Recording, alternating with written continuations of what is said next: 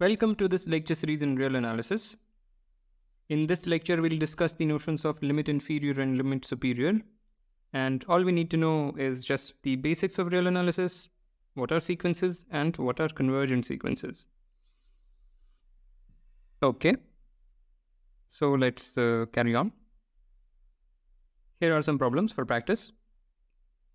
We will make use of this problem at some point, but still I haven't marked it as star. It's a very simple problem, but it may look a bit wordy. You just need to know the definition. So make sure that you know the meaning of what is meant by tends to infinity. It is sort of the same as asking for converging to infinity. It's just that we do not use that phraseology for whatever reason. Okay, so let's move on. So fix a real sequence. Then we can define another sequence out of it. So define for each n the number an, or I shouldn't say the number, but let me write down. It's this entity. This thing, what is the meaning of this? This is more precisely the infimum of that set. So this is a set of real numbers. We are taking its infimum, and this is a very convenient notation for the same thing. Now, this may not be a real number. This could be plus infinite. This could be minus infinite. So this thing is something that lives inside. Let me just maybe note it down somewhere. Maybe I'll write it here. So an lives in, there is no space. Right? An could take values in this set. Okay, we will look at examples, but for now, this is what we can easily notice. So this is a sequence here, and note that it is monotonically increasing. So this is very simple. Note that this sequence is monotonically increasing. Well, of course, under the convention that minus infinite is less than equal to x for all real numbers x, and obviously that minus infinite is less than minus infinite, and that x is less than equal to infinite for all x in reals, and that infinite is less than equal to infinite, and minus infinite is less than equal to infinite. So these are some conventions, some natural conventions, under which we can call this sequence a monotonically increasing sequence. Because when we defined monotonicity, we were defining it only for real numbers, not for sequences which live in this set. So by the way, this is also called the extended real numbers in many textbooks. So this set is also called the extended real numbers. Okay. So monotonicity even makes sense for the extended real sequences. It's a very natural extension of the definition of monotonicity. Fine. So this sequence is a monotonically increasing sequence. All right. And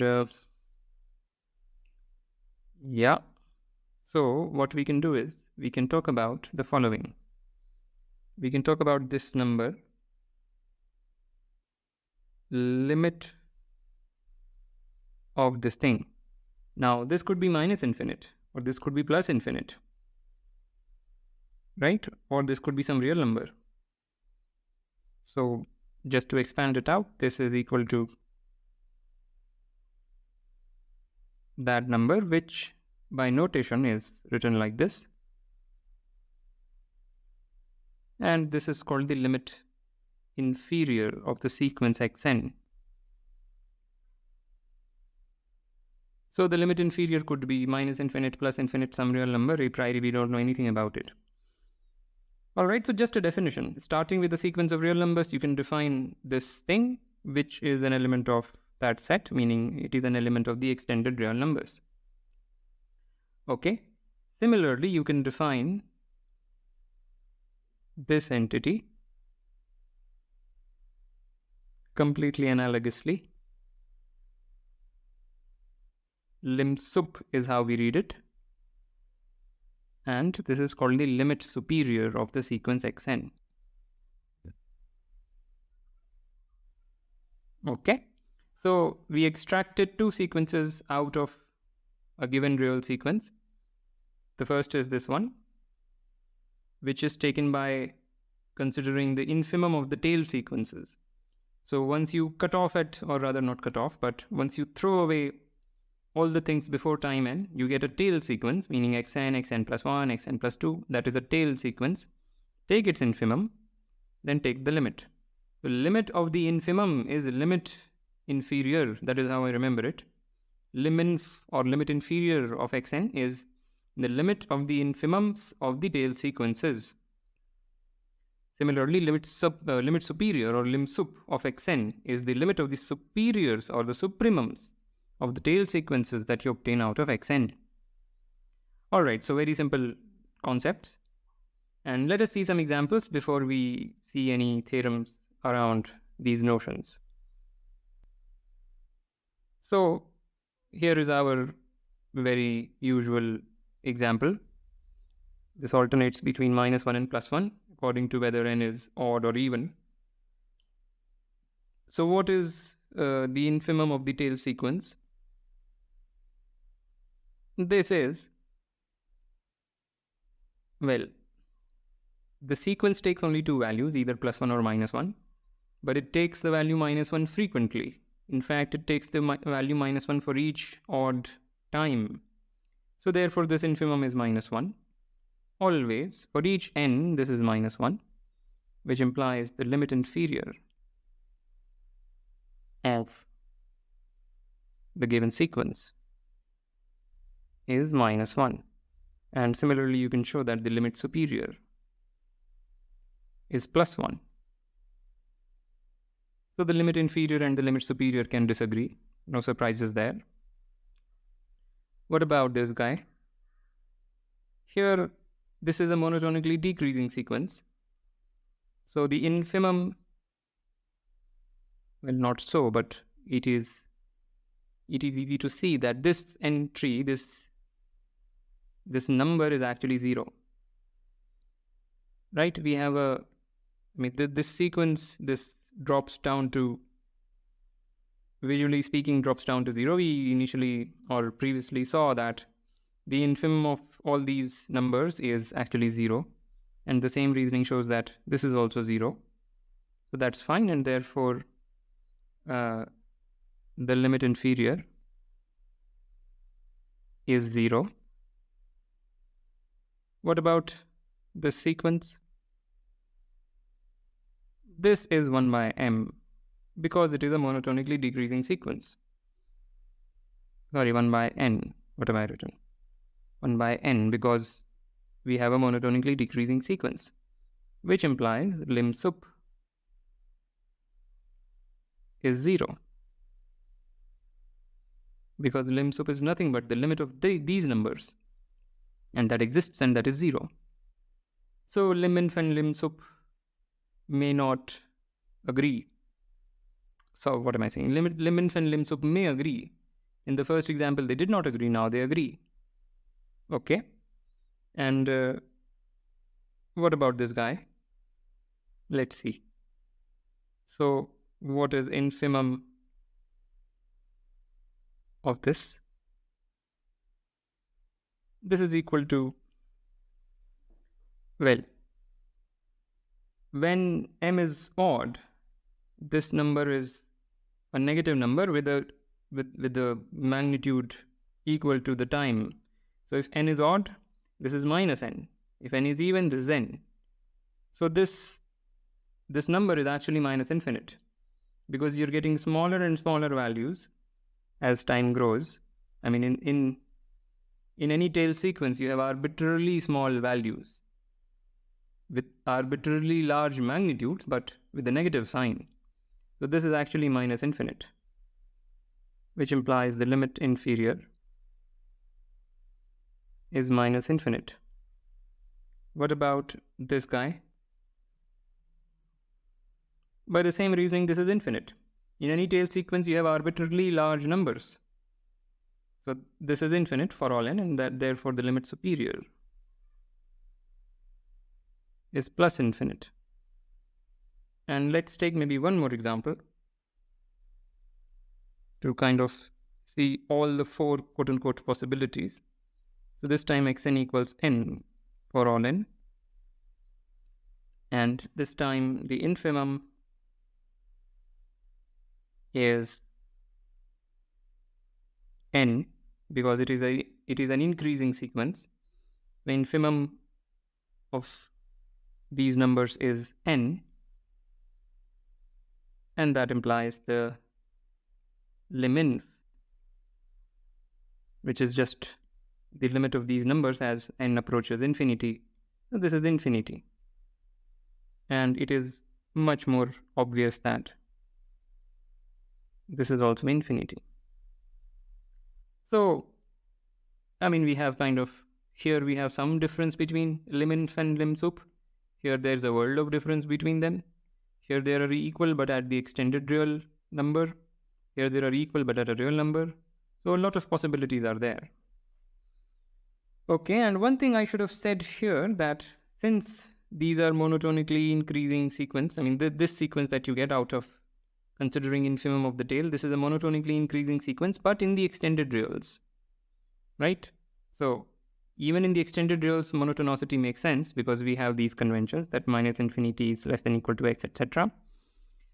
So this is a monotonically increasing sequence. So this thing actually makes sense. Okay. So if these numbers were, let's say, all minus infinite, then this limit is declared to be minus infinite. So again, I don't want to lay down all the details here, but the obvious things that you think are correct. Okay. Fine. So here is a very simple fact that liminf of any real sequence will always be less than equal to the limsup of the sequence.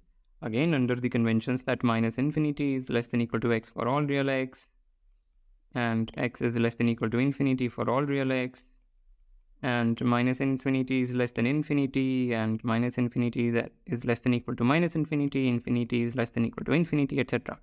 So the natural conventions, under those natural conventions, we are stating this. Okay, so why is this true? So let an equals the infimum of the tail starting at n, and bn be the supremum of the tail starting at n. And note that this is the case for all n. And from here it just immediately follows and this is the case. Why? Because these things both make sense. Okay. So if both of them were convergent sequences, then this was clear, but one may be tending to minus infinite, etc. So one has to just maybe make some cases, that's all. And this is where you can also look at the third problem that we gave in the beginning of the lecture. The third problem in that problem sheet is exactly about this. It was in fact a little bit more general, because here we have these are increasing and these are decreasing. There we don't even need that. Okay, so this is very, very simple. And now here is the most important thing in this lecture, that if we have a bounded sequence of real numbers, then the sequence is convergent if and only if the limit inferior agrees with the limit superior. Okay? So the notion of convergence has yet another equivalent formulation. We earlier saw the formulation in terms of Cauchy sequences. Here we have another formulation in terms of the limit inferior and limit superior. So limit superior is kind of one way to look at how far above the sequence goes, and this is one way to look at how far below the sequence goes in some sense. And if those two values agree, the sequence is tamed at a particular value. I'm saying something very airy, philosophical kind of remarks. Okay. So let's prove it. It's not hard. It's basically an exercise. So first assume that we have a convergent sequence. So suppose our sequence converges to x. We want to show that the limit inferior is equal to the limit superior. Okay. So then for all epsilon greater than 0, or maybe it's better to just fix an epsilon. So fix an epsilon greater than 0. Then we have, in particular, I mean, this thing implies in particular that xn is less than x plus epsilon ultimately. Right? Which means, or which implies, not means, but implies that the supremum of the tail starting at n is at most x plus epsilon. So note that there is a less than equal to sign rather than just a less than sign. Right? This is happening ultimately for all n. Right? So just convince yourself that this implies that. And therefore, it follows that if you take the limit, then the same thing holds. And that's it. This is same as the limit superior. So the limit superior is this much.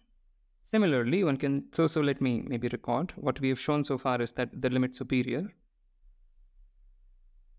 is here, and this is always there. Limit inferior is always dominated by the limit superior, which by the same kind of reasoning gives us this. So we have established this, but this is true for all epsilon greater than 0, and therefore these two numbers must become equal. Here I forgot to write xn. Yeah. So these two numbers must be equal because this happens for each epsilon greater than 0. Okay, so this finishes the proof in this direction, meaning if you assume convergence, you have proven the equality of the inferior and the superiors. For the other direction, assume the two limits agree.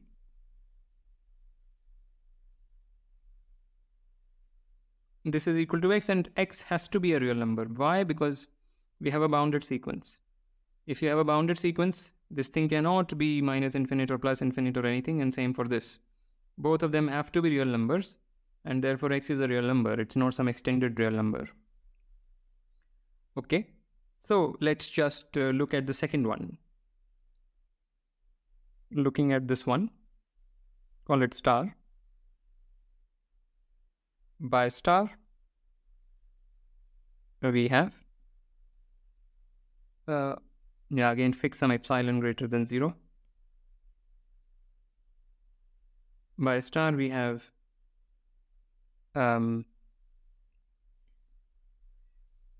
this thing, this supremum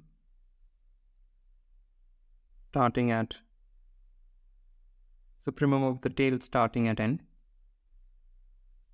is less than x plus epsilon ultimately. Why? Because what does star mean? Star means that this sequence, as you vary n, this is a sequence, this sequence converges to x, right? So this happens ultimately. Okay, which implies in particular that xn is less than x plus epsilon ultimately, because this number dominates xn. So we have that, and similarly, if you exploit this condition, you will see that this happens ultimately, and that establishes the convergence of the sequence xn. Because this happens ultimately and this happens ultimately implies that these two happen simultaneously ultimately, and that's it. That is true for each epsilon, and hence we have convergence of the sequence xn.